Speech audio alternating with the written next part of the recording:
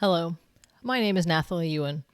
The title for this presentation is Social Media and Emerging Adults, Between and Within Individual Associations in Authenticity and Well-Being. Let's get started. Spoiler alert, look away if you must. The results of this study suggest that being yourself on social media is a good thing for some people, some of the time.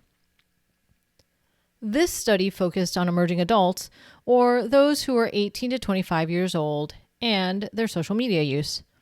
I'd like to start with 3 things that we already know. Number 1, a lot of people use social media. When this study was conducted in 2019, there were 1.56 billion daily active users on Facebook alone. Since then, the number of daily active Facebook users has increased by 300 million to about 1.8 billion daily active users. This represents about 20% of the world's population. Rather than focusing on how social media use might be atypical or pathological, it should be considered a normative part of life. Number 2, people have a need to belong. There are 2 specifications for the need to belong: regular positive interactions with others and a stable, committed relationship. Social media could be considered a context that provides both positive interactions and stability with others. And number 3, emerging adults use social media. Emerging adults are the largest group of social media users, and most emerging adults in the U.S. use at least one social media platform. More specifically, when undergraduates used Facebook for relationship maintenance rather than relationship formation, use was associated with better social adjustment and less loneliness. Further, for undergraduates with higher levels of mindfulness compared to those with lower levels of mindfulness, authentic self-presentation predicted higher self-esteem. For the current study, there were 2 parts. In Part A, participants completed an online survey that included measures of psychological well-being, need to belong, motivation, online authenticity, and social media use. These were the between individual analyses. And in Part B, the same participants completed daily surveys over 10 days about their self-esteem and social media use. These were the within individual analyses. In considering social media use as being typical rather than atypical, several hypotheses were made for Part A. These included positive interactions between need to belong and well-being, need to belong and social media use and well-being, and that social media use would mediate the association between need to belong and well-being. It was also predicted that the association between the need to belong and social media use would be greater for those with higher companionship and social interaction motivations. Finally, it was predicted that the association between social media use and well-being would be greater for those with higher authenticity. The participants were recruited from undergraduate psychology courses and the school's online research participation system. Of the 415 surveys completed, 227 were included in this study. The participants were mostly female, and this was similar to the demographics of the psychology department.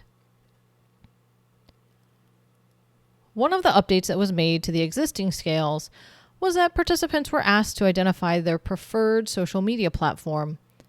This preference was included in the individual items.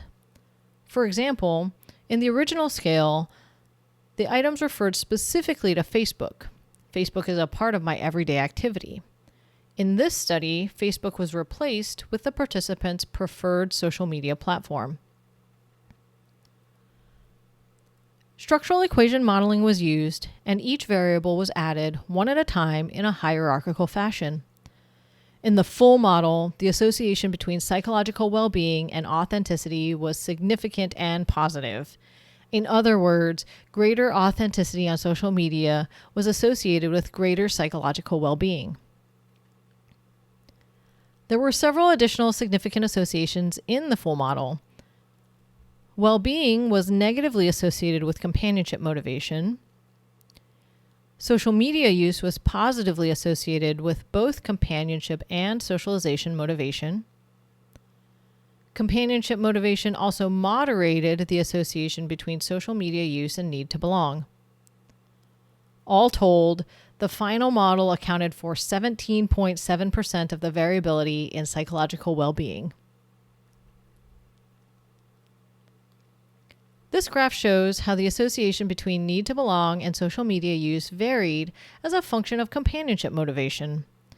The association between need to belong and social media use differed for those with high versus low companionship motivation.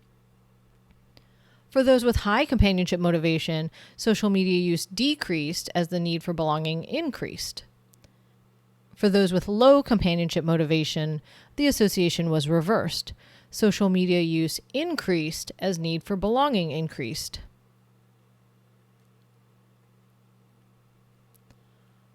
For Part B, it was predicted that on a day-to-day basis, social media use would be positively associated with self-esteem, and that the association between social media use and self-esteem would be greater for those who felt more authentic, controlling for positive and negative affect.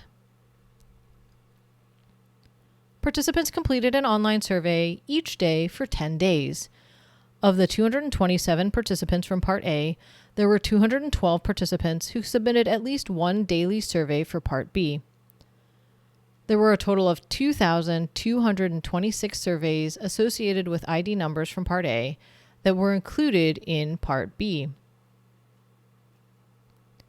Multi-level structural equation modeling was used, and similar to Part A, the variables were added one at a time in a hierarchical fashion.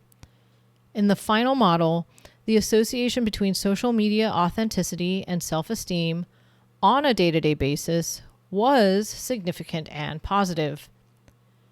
In the next two slides, we'll focus on the interactions that were significant: daily social media use and daily positive affect, and daily social media use and daily authenticity.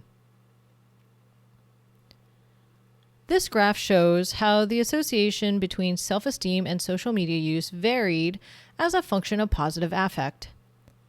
The difference in daily positive affect was greater for low daily social media use than for high daily social media use. And in this graph, we see how daily authenticity moderated the association between self-esteem and social media use. The difference in daily self-esteem between those with high and low daily online authenticity was greater for high daily social media use than for low daily social media use.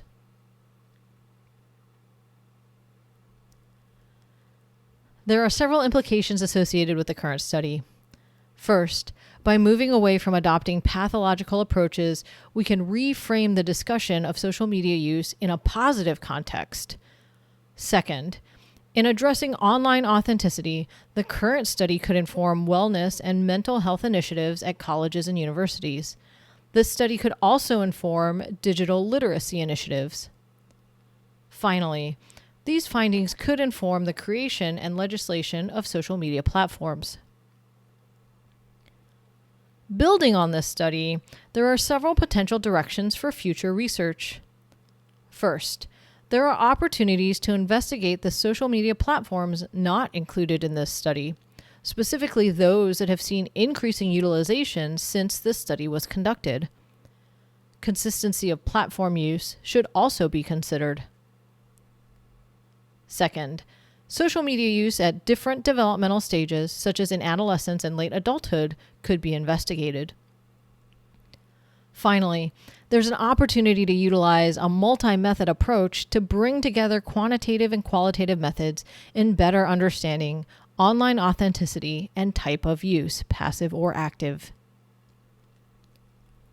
Thank you to the Western Psychological Association and to everyone who supported this project. If you're interested in this study or presentation, please contact me. Thank you very much.